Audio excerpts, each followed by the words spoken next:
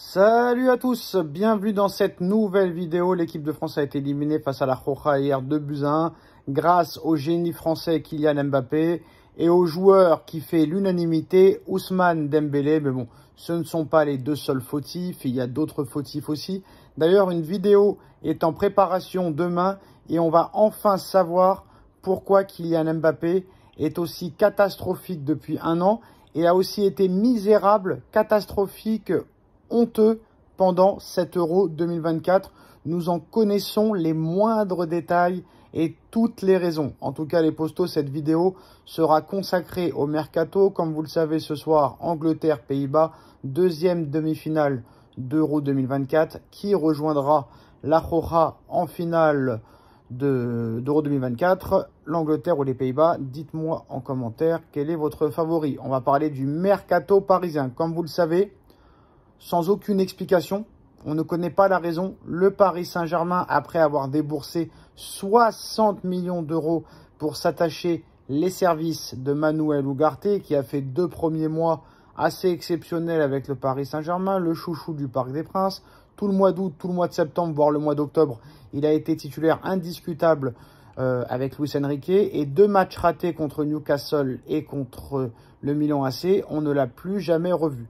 Contrairement à Fabian Ruiz et à Warren Zaïre-Emery, qui eux aussi ont été catastrophiques du mois de novembre au mois de mai, eux ont continué à jouer. Délit de sale gueule, incompréhension totale, quoi qu'il en soit, même s'il fait des choses très bonnes et très intéressantes avec l'Uruguay. Comme vous le savez, l'Uruguay est en demi-finale de Copa América. Il a été très bon depuis le début de cette Copa, très intéressant, aux côtés de Federico Valverde. Mais non, Paris veut s'en séparer. Et le projet de Luis Campos et du Paris Saint-Germain, c'est de vendre Ugarte au minimum 65 millions d'euros pour avoir une plus-value par rapport à son prix d'achat l'année dernière.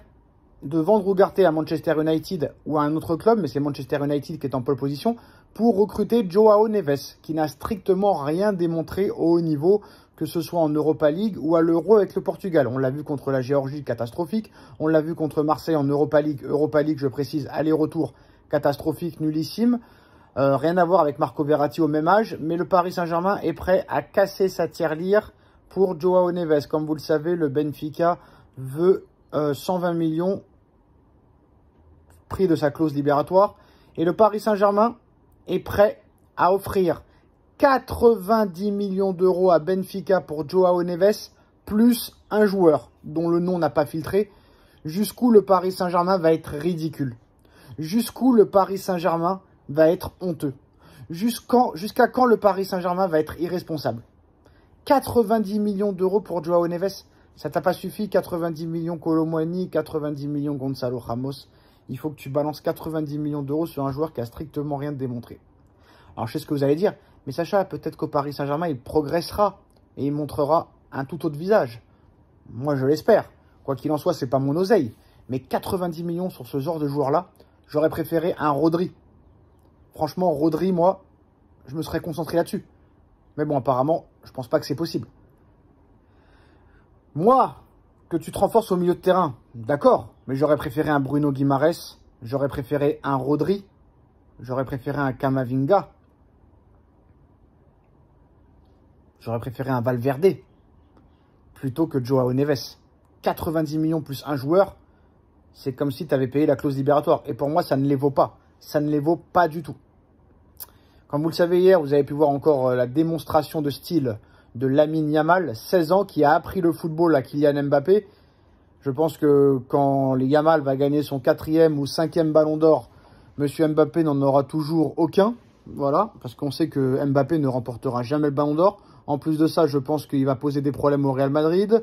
Et je pense en plus que Mbappé n'a pas sa place de titulaire indiscutable, sûr et certain, au Real Madrid. Parce qu'il va falloir te taper avec les Bellingham, qui va être sûrement ballon d'or, avec les Vinicius, avec les Rodrigo, avec les Arda Güler, avec les Brahim Diaz, etc., les Hendrick. Donc voilà, ça va être très compliqué. Et vu son comportement, vu le poids qu'il a pris, vu qu'il n'arrive plus à faire aucune différence, il ne défend pas, il ne court pas, il ne propose plus rien, il ne fait plus aucune différence, ça risque d'être compliqué et ce ne serait pas étonnant que dans 1 an ou 2, il soit déjà mis sur le marché des transferts du côté du Real Madrid. Comme vous le savez, Pérez ne rigole pas. Mais l'information, les postos, vous le voyez à l'écran, l'information de cet après-midi, c'est le Paris Saint-Germain qui offre 250 millions d'euros au FC Barcelone de Joan Laporta pour s'attacher les services du génie espagnol Lamine Yamal. Paris a proposé 250 millions d'euros, offre qui a été refusée du côté du FC Barcelone. Ça a été refusé catégoriquement. On peut se poser quand même des questions, parce que le Barça, comme vous le savez, est endetté, très endetté, même si Joan Laporta dit le contraire, même si Laporta dit que bientôt ils vont revenir à la normale. Oui, ils vont bientôt revenir à la normale, peut-être dans 5 ou 10 ans, mais pas à l'heure actuelle. Ils n'ont vendu aucun gros joueur pour le moment. Ils sont toujours endettés à hauteur de 800 millions ou 1 milliard d'euros. Et là, tu refuses 250 millions d'euros pour Lamine Yamal. Ça veut dire qu'aux yeux du Barça, Lamine Yamal vaut minimum 300 millions d'euros. On a vu Paris qui est capable de tout. Paris a réussi à attirer Messi, à attirer Neymar, à attirer Mbappé, à attirer Cavani, Zlatan Ibrahimovic, Sergio Ramos, David Beckham et compagnie. Ça n'a pas réellement bien marché, comme vous avez pu le voir. Mais Paris est capable de tout. Tout le monde disait que Zlatan, Cavani, Neymar, Mbappé, Messi, Ramos, ils ne joueraient jamais au Roudourou à Guingamp ou au stade de la Route de Lorient, etc., etc. Et pourtant, ils y ont joué. Ils y ont joué dans ces stades-là. Donc tout est possible avec le PSG. Tout est fortement possible. Mais voilà, apparemment, les deux priorités, là, c'est Joao Neves, 20 ans. Lamine Yamal, 16 ans. J'ai envie de te dire, oui, tous les feux sont au vert. Moi, Lamine Yamal, c'est oui. Malheureusement, ça risque d'être très compliqué. Mais je pense que le Paris Saint-Germain n'a peur de rien. Et peut-être que le Paris Saint-Germain va mettre plus que prévu. Mais je pense que le Barça dira toujours non. Après, le problème, c'est que si tu vends pas ou si tu recrutes pas du côté du Barça pour entourer au mieux Lamine Yamal, je ne pense pas que Lamine Yamal voudra rester à long terme au Barça. Parce que Lamine Yamal, il a une carrière très ambitieuse où il veut remporter la Ligue des Champions, le championnat espagnol. Et pour le moment, le Barça n'a pas l'effectif pour remporter ni la Ligue des Champions, ni la Liga espagnole. Et à un moment donné, si tu ne peux pas permettre à Lamine Yamal d'être fort en Ligue des Champions et en championnat, il risque d'en avoir marre et de vouloir partir. Et surtout que Yamal pourrait écrire l'histoire du Paris Saint-Germain. Alors que là, Yamal, sait très bien que ça sera très compliqué de faire aussi bien que Lionel Messi. Quasiment, voire impossible. De gagner 4 Ligues des Champions, 9 championnats espagnols, je ne sais pas de combien de Supercoupes d'Europe, ça risque d'être très compliqué. Et de marquer le nombre de buts qu'a marqué Messi au Barça, ça risque d'être mission impossible. Alors qu'au PSG, tu peux marquer l'histoire d'un club. Au PSG, tu peux marquer l'histoire du football, très clairement.